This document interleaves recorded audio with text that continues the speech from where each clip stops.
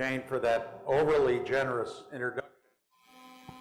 I do notice that you didn't mention my very brief presidential run, which did not go too well. I went into 3 primaries. In fact, one of the last days of the Obama administration, governor, I was still called governor. And by the way, all of you have asked me, I've had so many titles, and it's because I can't keep a job. But you asked me what's the appropriate word to call me. If you really want to do that, your lordship would be okay. No, but you know this, so I'm with Joe Biden, and he says to me, you know, we've had a long relationship.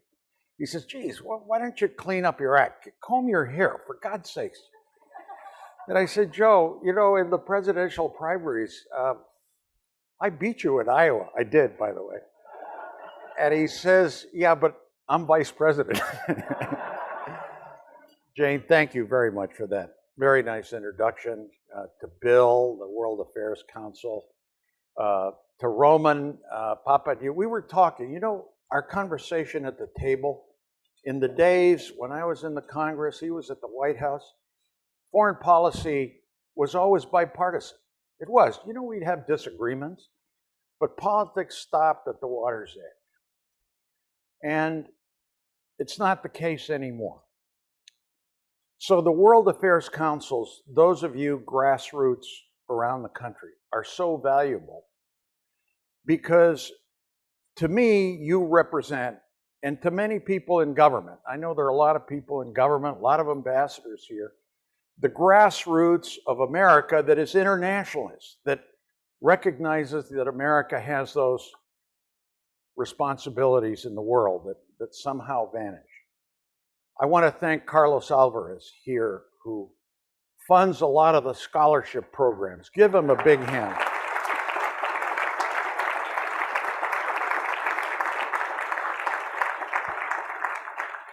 And speaking with Roman, I think what you do here, and by the way, I've already committed to like about 5 World Affairs events here.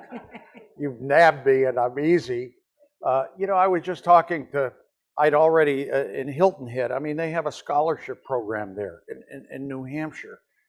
Young people, Model UN. This is so important. So I want to thank you for this invitation. To all the ambassadors here, thank you for being here. I'm going to get in trouble. I want to recognize my favorite ambassador here. She's from Oman. She sits back there. I won't do any more. I know we got a lot of big shots here, but Ambassador, it's good to see you. I've known her a long time. She's come to my home when I was governor in New Mexico. North Korea.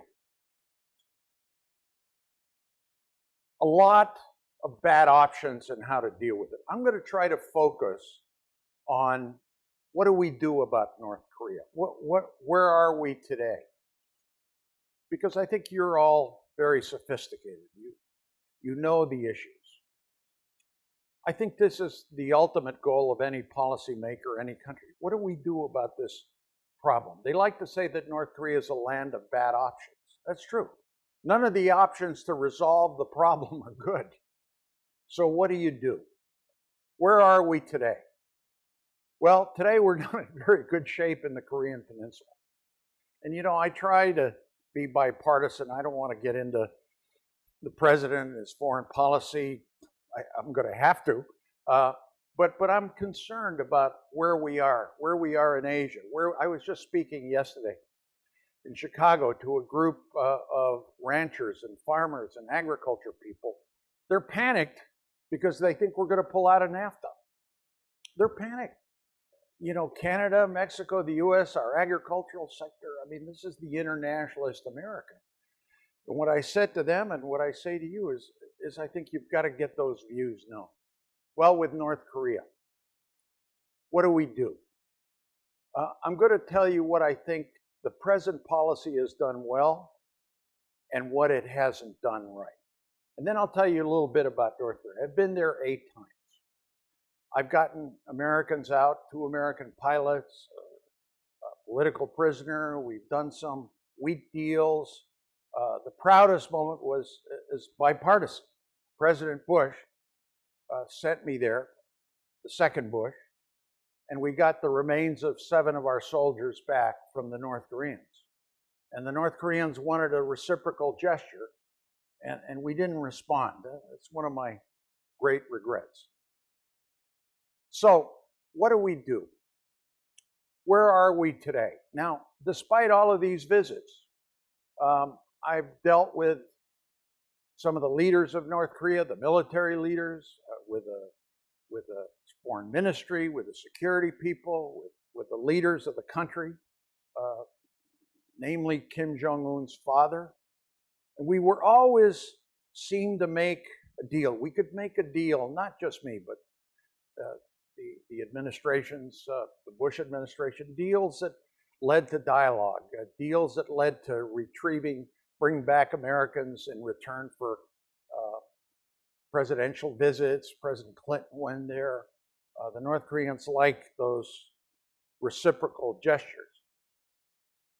I don't know Kim Jong-un. Nobody knows him except Dennis Rodman. And Dennis, he's not very easy to talk to. So what do we do? There's going to be a Chinese envoy going there very soon. Maybe that'll yield something, but I don't think the president's trip is going to yield what I think is needed, which is diplomacy, which is a dialogue. President Clinton, I think Jane's introduction, I've dealt with Saddam Hussein, with the Taliban, with the Cubans, with the North Koreans. They used to ask the press, say, well, why do you send Richardson to talk to these people? President Clinton would say, bad people like Richardson. So, I have a way with these folks. And, with the North Korea, I don't know this new guy. He's not new, he's been there a couple of years. I don't know what makes him tick. But my view is that he has an end game. He's unpredictable, he's wild, but I think he's a rational character. I get in trouble when I say that, because I think in the end what he wants is to build his nuclear weapons and missiles to capacity and be able to say that he hits the United States if he needs to. And we obviously, our policy is not to make that happen.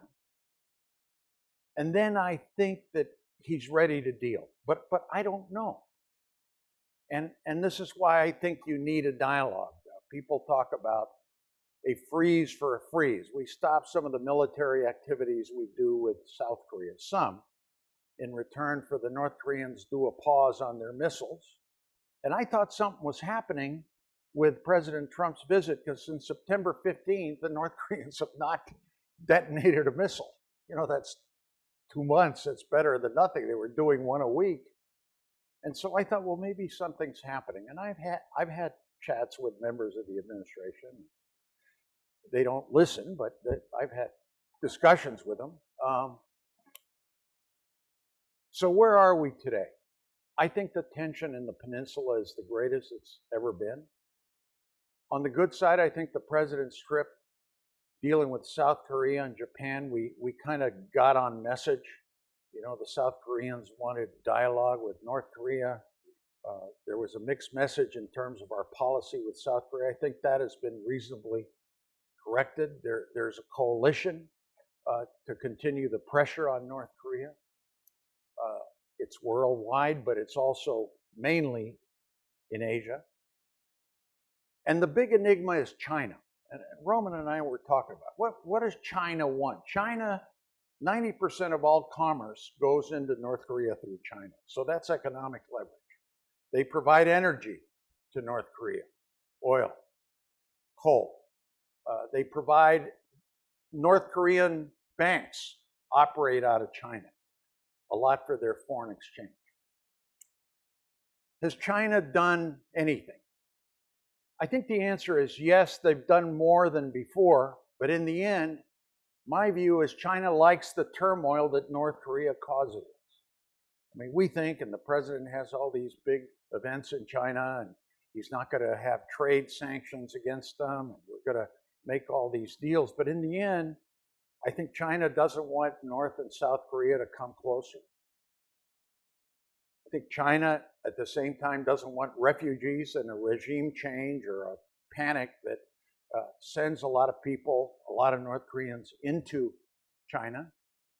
And in the end, I think China has, in the UN Security Council, where I used to be, you have to watch China and Russia, make sure they don't veto, because they can kill anything you do. That's a political reality. Some of the toughest sanctions against North Korea exist there. Coal, foodstuffs, fish, limits on oil, but not a full export ban, which the president tried to get, not stopping North Korean banks in China. And then the key, the cross-border smuggling between China and North Korea, which happens a lot, and which China, in my judgment, doesn't enforce. But I give credit to the administration for focusing more on China than many other administrations have done. Where am I going in the other direction? I think the president is very unwise to personalize this foreign policy, not just with North Korea, but he seems to do it everywhere. But with North Korea, I have always felt, for Asians, they want a safe face. That's very important. Formality is very important. I remember when you negotiate with the North Koreans, they don't think like we do. There's not quid pro quos. Their idea of a concession is they'll say, okay, we'll give you another week to come to our position. That's their idea of it. They're very stubborn. It's a cult of personality that flows down.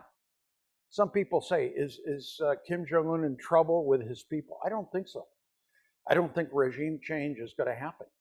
This is a blind following, even though many are starving and they have no political rights. But when you don't see anything and you don't have any perspective outside, that's how you think. And he maintains full control. So I worry about those tweets. I worry of that personalizing. When I was in North Korea once, I remember President Bush, 44, Roman, is it 43 or 44? 43. He got mad and he called Kim Jong-un's father a dwarf. And I thought I was going to be imprisoned. I was in North Korea. These little things, the short and fat. And I don't like the President of the United States insulted either. It's kind of gone both ways. Although he called him a dotard, and as somebody that's getting pretty close to 70, not that close. Anyway, bad joke. So, again, what do we do? A lot of people are trying.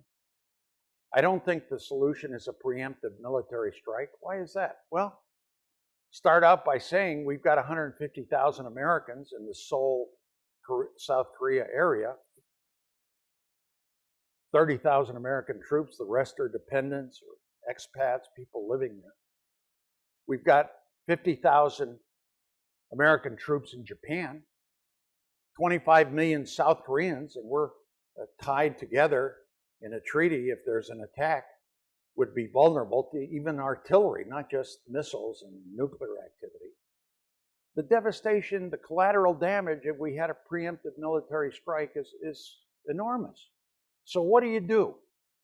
And what I and many others, diplomacy, dialogue. All right, continue the pressure, continue the sanctions, continue the cyber efforts, although the North Koreans are very sophisticated there. And then finally, talk.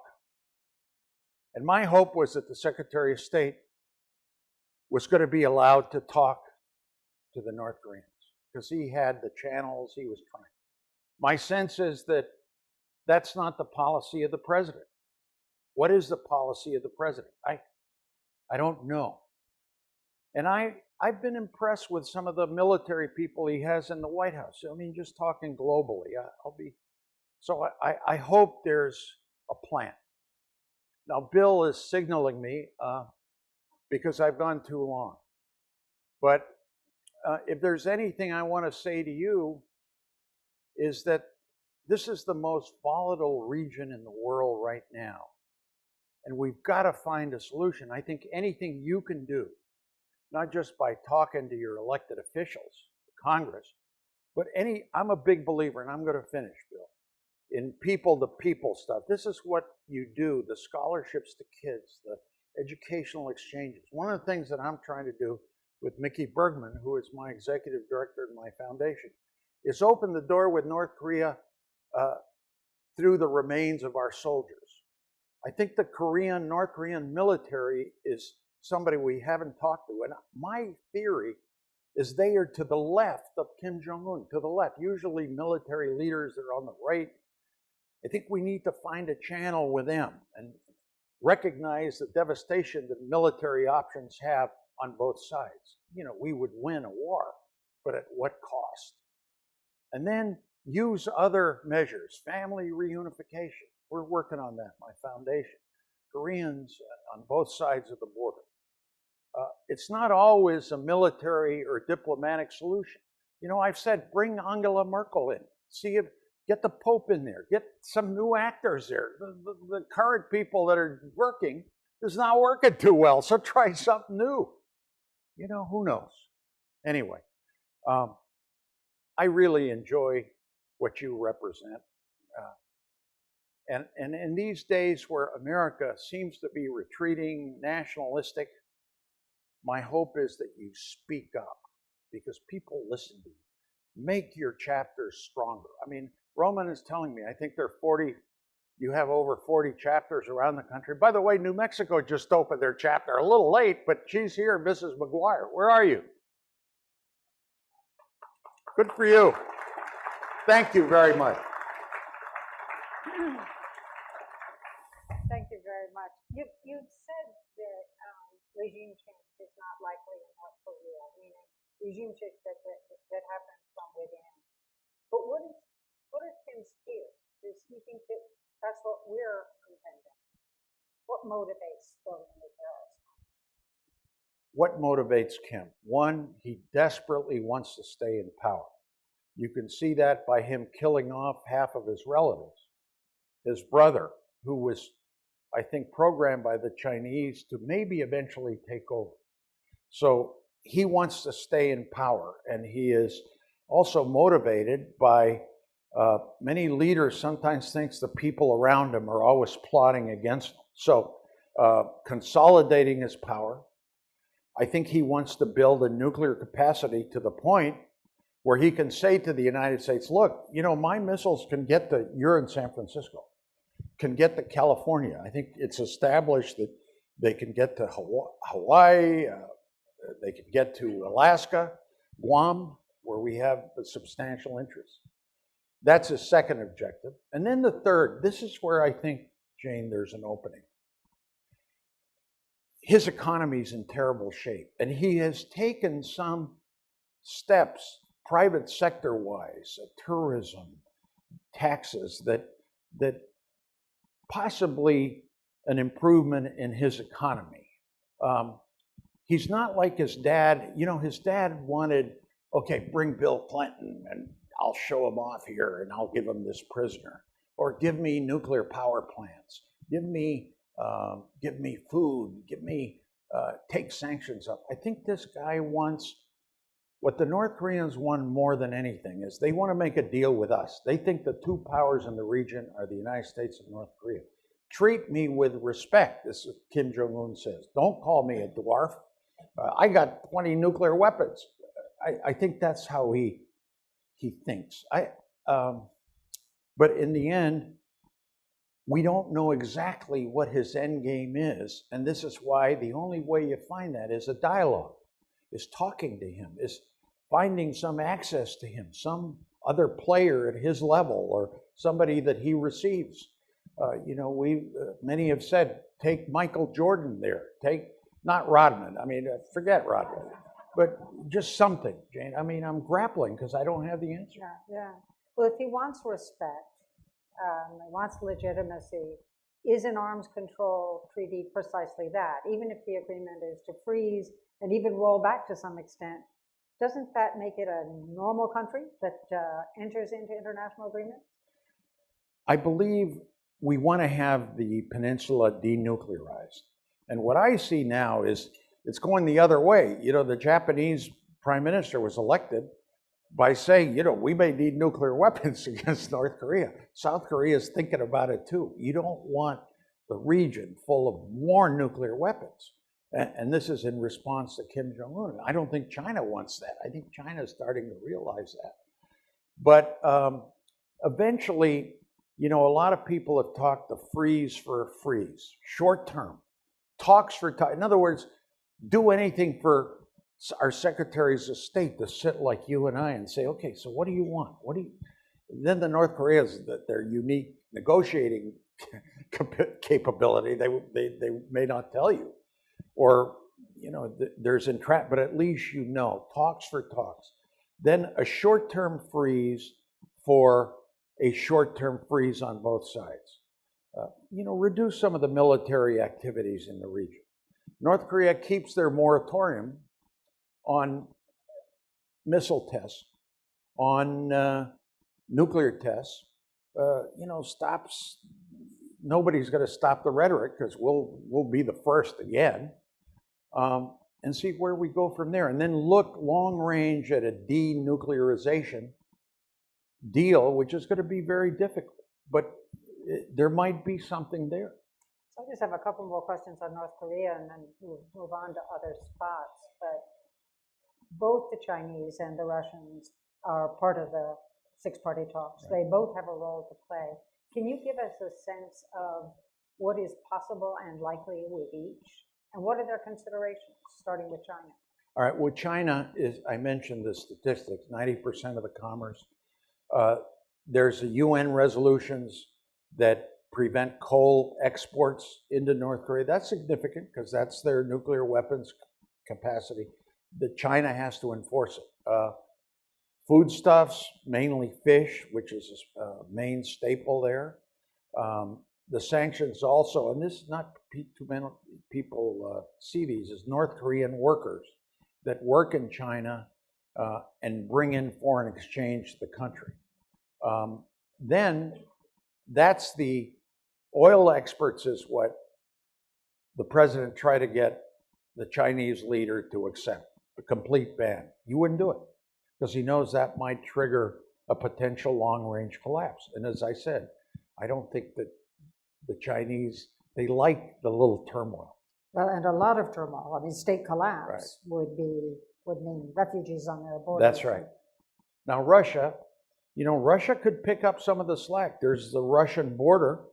You know, Putin is not very generous towards us. He may want to mess around like I know the ambassador from Ukraine is here. I mean, Ukraine knows how they can mess around. I mean, Russia uses, for instance, oil and natural gas exports to pressure countries like Ukraine to do what they want. Conversely, Russia could, you know, substitute if there is a ban. Now, Russia has to abide by UN Security Council regulations, but with a cross-border smuggling, that pipeline between the Yalu River and Redong in China, that pipe, it's 18 miles. There's a lot of traffic that goes through that is illegal. So I'm going to take you back to well, actually, just one more question on North Korea. I can't resist. We did have an agreement with North Korea. They ultimately broke it, but it lasted for 9 years. Yeah. What is your assessment of that effort, and is it worth doing again, or should we just say these guys don't live up to their agreements? Well, you know, everyone, this is pretty fashionable, although I'm not part of it. Is, you know, dump on the Clintons these days. You know, domestic politics, the election, uranium won. You know, that's a ridiculous. Anyway, the agreed framework with North Korea prevented North Korea from developing nuclear weapons for 9 years. Now they cheated at the end, and so they started building. You know, full disclosure. And then the Bush administration was very honest in trying to get the North Koreans to negotiate, brief negotiating period, then it didn't happen. Most administrations have failed in dealing adequately with the problem. I mean, President Obama, I'm a strong supporter, strategic patience. Didn't work. The idea was pressure them through sanctions, pressure them at the UN, and then they're going to come to the negotiating table. It got worse. So, there's not too many good options and not too many good records of administrations dealing with the North Korea. I want to ask you real quickly about Iran and then turn to some of your direct experiences. But was the Iran deal in our interest? Well, the nuclear side of the Iran deal, yes, I think was in our interest. Now, I used to get calls from the State, the White House, they'd get mad at me because I'd say, all right, with Iran, for God's sakes, don't just negotiate the nuclear deal. Do something, get them to do something on them helping terrorists, on Syria. Stop threatening Israel. Do something else besides the nuclear agreement. Oh, we're going to do the nuclear agreement is good. I mean, there's verifiable. Iran has abided by it. I think the president's move to decertify is not the right one. I mean, look at the region there. You ought to get a speaker, Roman, and talk about the instability in the Persian Gulf right now, with the Saudis doing what they're doing. But my answer, Jane, is I think we should keep the nuclear agreement. The key is the Congress. Now, if you're for the nuclear agreement, the Congress, by not levying sanctions, the agreement stays. Now, the president can try once again to decertify, but at least it's a path forward, which I think makes sense. Leave the agreement alone, negotiate on these other issues, because Iran is a destabilizing influence in the region. They do help terrorists. They do mess around in Yemen. But, there's a moderate element emerging in Iran. And, this is where people-to-people stuff is very important. There's a very large Iranian-American community that I think can do a lot. Is there intrinsic value in working out a deal with a moderate, with Rouhani? In essence, are you strengthening the hand of a moderate leader if you do make a deal? The problem, Jane, with Iran is the Iranian Revolutionary Guard is very strong. They run the show and they put a lot of pressure on the moderates. The moderates, they're in the foreign ministry, like I won't say barely surviving, but they're emerging. Young Iranians want democracy. If you see presidential elections, you see the young moving towards moderate candidates. But when you send a message that America doesn't want that nuclear treaty, I think it strengthens the hardliners. I want to talk a little bit about the company you keep. You've met Kim Jong-il, the father of the current leader, but you've also hung out with Saddam Hussein, for example. Give us a sense of what he was like. Saddam Hussein? Yeah. He's not a good guy, but we were able to get 2 Americans out. And I went to Iran, back channel talks authorized by the Clinton administration to try to get these 2 Americans.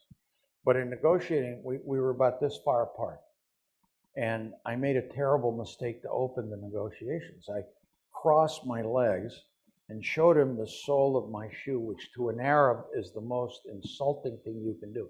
And I was very tired, but I had in my briefing book, do not show your shoes.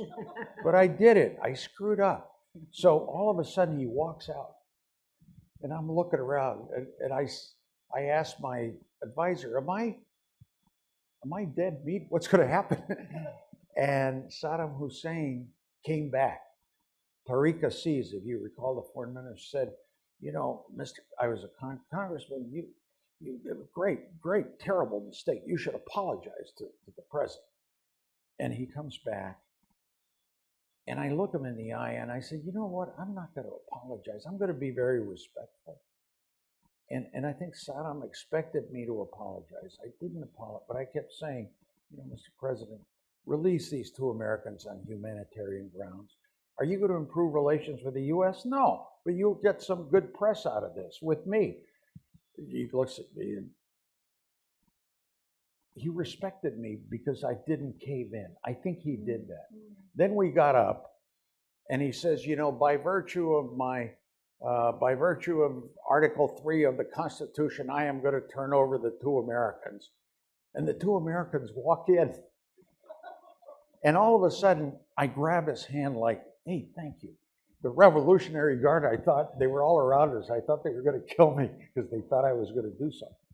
And we stood up, and the press came in, and he says to me, you know, my taking this picture with you, an American, is not good image for me and my people. He said that. And I said, well, Mr. President, my taking a picture with you is not good for me in New Mexico and in the United States. And he smiled for the first time. And there was a personal connection. But we got it done. I mean, that was my Saddam Hussein story. You also met with a remarkable leader, and whether you don't agree with his politics or policies, but he was a remarkable man, and that was Fidel Castro. Tell us about that experience. He was the most well-read, intellectual leader I've ever met. I mean, he was set in his ways. He was dictatorial. He didn't believe in democracy. He didn't, I remember I kidded him. I said, Mr. President, I see you won the last election, 98%. He says, no, I'm very popular. I said, what'd you do the 2%? Take their fingernails away? He looked at me. He didn't like that. But he was, he was absorbed. He'd work all night. He'd work all night. He wouldn't work during the day.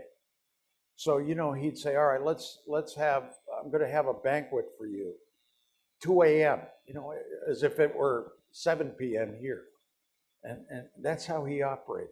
But brilliant mind, but a very dictatorial, often cruel mind, because there's a lot of human rights violations there. Yeah. I think it's a mistake what we're doing in not opening ties with Cuba. I think Obama was right.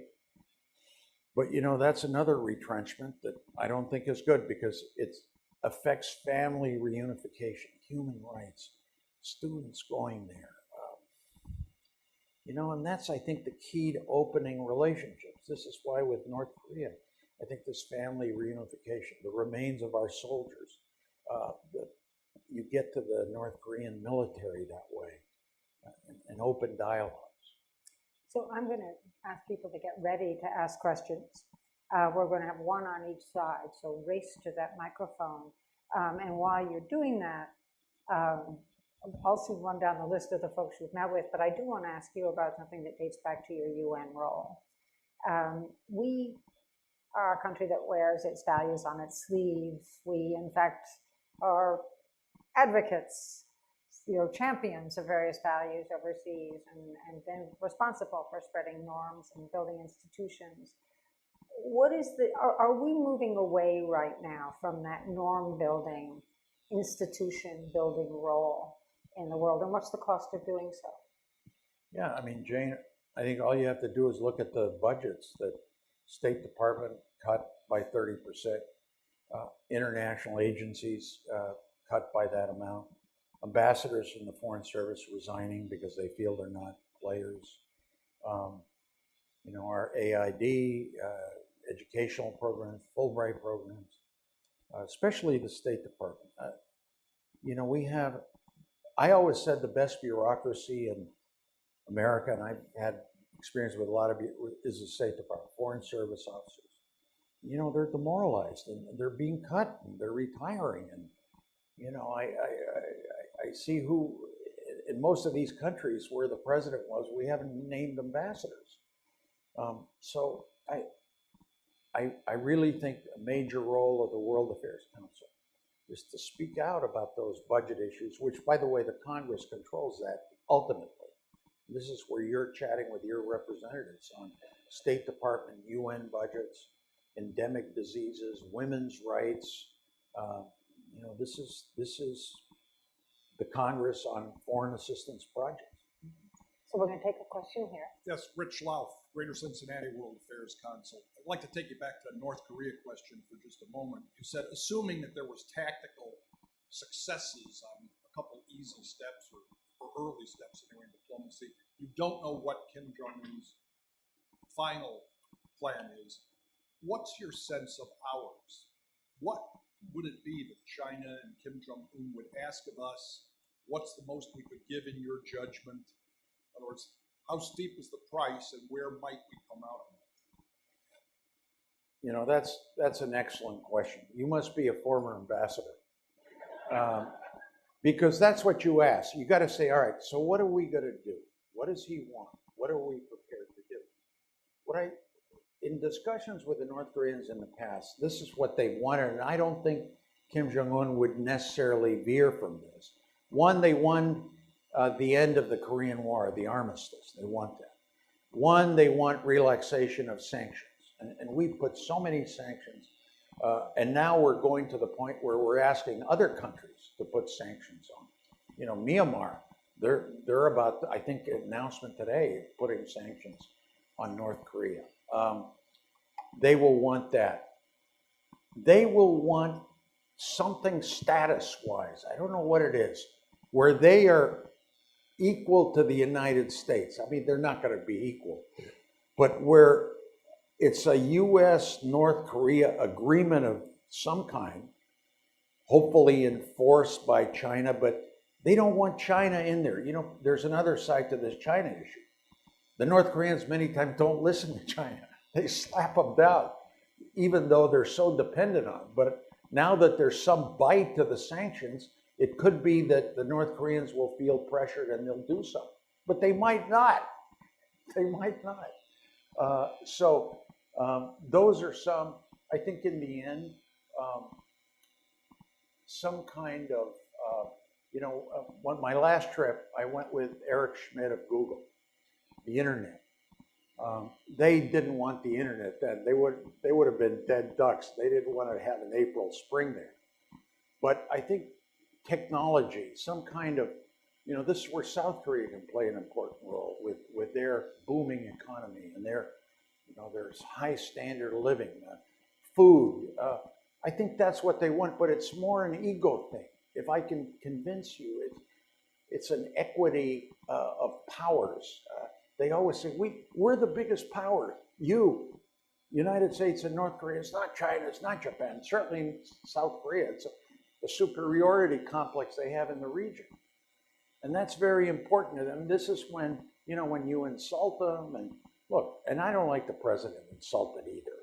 You might say, oh, let's grow up. Well, you go to Asia, you go and you act a little bit like a maverick. There are political costs there. Take this question right here. Santiago Ordoiza from the Worcester World Affairs Council. First of all, I want to thank you for being here, Governor. And my question has to do more with internal politics within Kim Jong-un's cabinet. We can assume, not we can assume, but we can see that ever since Kim Jong-il came to power, his over-clientelism of the military, his over-empowerment of different military members has shown Kim Jong-un's inability in clashes with the military. Do you think that the reason why we have such a difficulty trying to negotiate with Kim Jong-un might be because there's a military elite behind it trying to get the power they used to have during Kim Jong-il? My view is the opposite of your excellent question. My view is that the military is more moderate than Kim Jong-un. In other words, I think the military wants some kind of agreement where there's not this devastation. They have to know that they're no match for the United States and South Korea combined, although they can make a lot of trouble and enormous damage. That's my theory. Many will disagree. But when I dealt with the military in North Korea, they were interested in these remains issue and finding ways that, quote, they can work together in the region. It's not going to happen. But I think the Secretary of State of North Korea, I know him. He used to handle North America. His name is Ri, R-I. And he's the one saying, we're going to have this nuclear test over the Pacific. He's saying some dumb things. But I know him. I think we can deal with the guy. He's reasonable. We were discussing some prisoner issues, and he's somebody that I've urged. I said, get Tillerson to talk to Reid. He's good. I remember him. You know, he's being ordered to say things, but, you know, that's an opening. The rest of the cabinet, you know, there's the security forces. They're very powerful. There's the party. But Kim Jong-un controls all of them himself. And he's been pretty good at assuming almost total control of his bureaucracy and his cabinet and his leadership. I don't think it's in question now. So Thank you so much. what I'm going to do is take two questions together, let Sure. the governor respond, and then call to answers. Give us a question here. Yes, hi, my name is Xiao Ye, and I'm with the World Affairs Council in Kentucky and Southern Indiana. Recently, we had a speaker, Suki Kim, who spoke about her experience in North Korea. And one of the things that she said that, you know, we don't think about North Korea until we're talking about nuclear weapons. But in fact, there's a huge human rights crisis inside the country, as you kind of alluded to, several generations under this kind of godlike structure. So I just want to see if you have any thoughts about, is there an approach of looking at it in terms of a human rights, and is there a role for the UN Council to do? Thank you. And we're going to take this one question over here. My name is Doon. I'm from Israel. First, thank you. It was very inspiring. I hope my question will be short enough and we could maybe pull something. Coming from Israel, the concept of talking to the bad guys is something that is very hard for some people. I wonder first if that's what you think. We were able to look at your picture with Saddam Hussein, so it's pretty clear what you were doing. And second, do you think that when political echelon says no, still private citizens should do otherwise? Okay, so I'm going to give you both. Shall we take hers too? And I think I'm going to get shot by Bill if we do. Oh, We'll take it. okay. Thank you. And my name is Anna, and I also happen to be from Israel. Governor, such a pleasure and a treat to always hear you speak. I actually wanted to end maybe with a broader question. Could you comment on the future of the world geopolitical order? It's almost a third decade. The world geopolitical order. It's almost a third decade that Francis Fukuyama wrote The End of History. A few months ago, the Chinese concluded their National Party Congress proclaiming Xi Jinping, you know, officially and unofficially as probably world's most powerful leader. So given the U.S. retreat from multilateralism, could you give us an outlook on that? Thank you.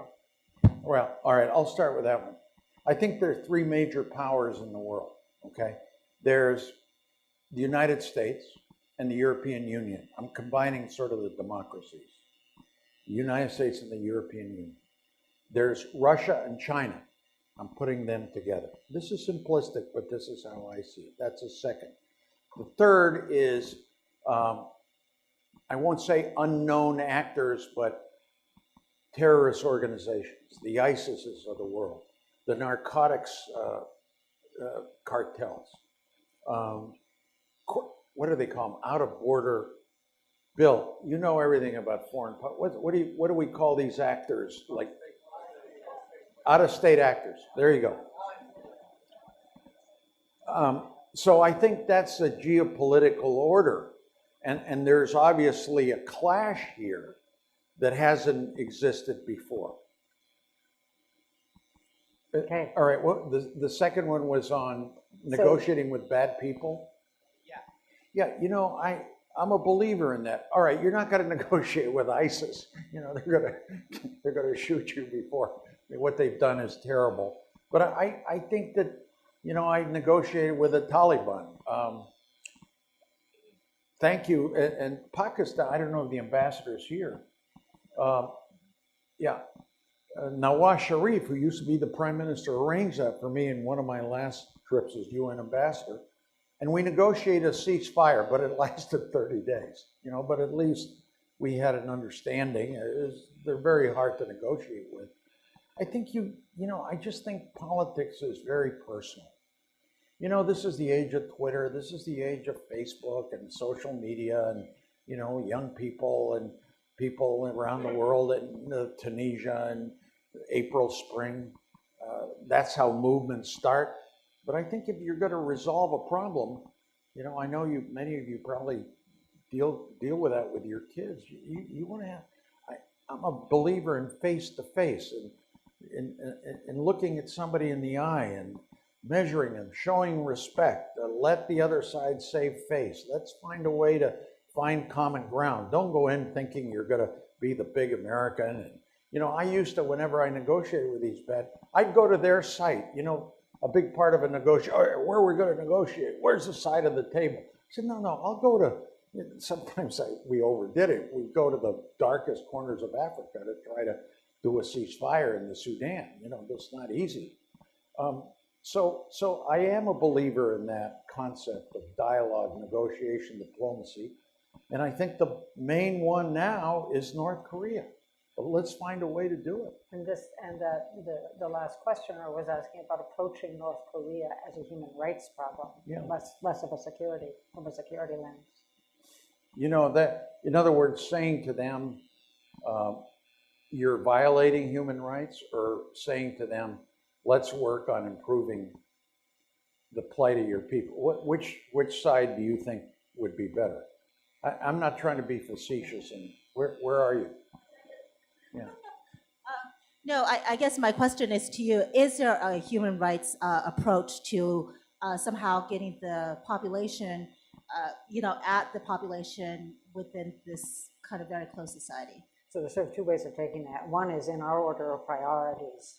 Does human rights, should it surpass national security? And secondly, is there a way to deal through the people? Yeah, you know what I would do? The World Bank does the best assessments of economies. I'd ask the World Bank to do a study of how to improve the North Korean economy. I mean, it's going to be very easy to say, if you go there, you see these 1920 tractors that barely move in their agriculture, in their daily lives. Improving the economy. I mean, you go into North Korea school, and there's no electricity. I mean, all these kids are wearing jackets because it's cold. They don't turn the lights on. And I remember going there with Eric Schmidt. They had all these computer school, and I said, well, how are the computers operating if there's no lights? They didn't give me a good answer. But I think that is a better approach. The North Koreans don't allow the UN Human Rights Commission to come in. I mean, there's gulags there. They're not generous towards the political opposition. How do you break that open? I think there's going to have to be with engagement. I think South Korea is important because they will see the prosperity there. They will see economic growth. I mean, you're talking to people that every evening for 3 hours they get television. They get bombarded with state television that, one, says the United States is terrible. Two, that the great leader is a great man who helps humanity and helps North Korea. Third is, look at our nuclear weapons. We are strong. And there's no dissent. So it's very difficult to change that mindset. And that's almost everybody that has that mindset. Yeah, there are defectors. Yeah, there's some dissent, but those that want regime change, I don't see it. But so would you join me in thanking Governor Bill Richardson? Thanks, Jane. Thank you. Thank you.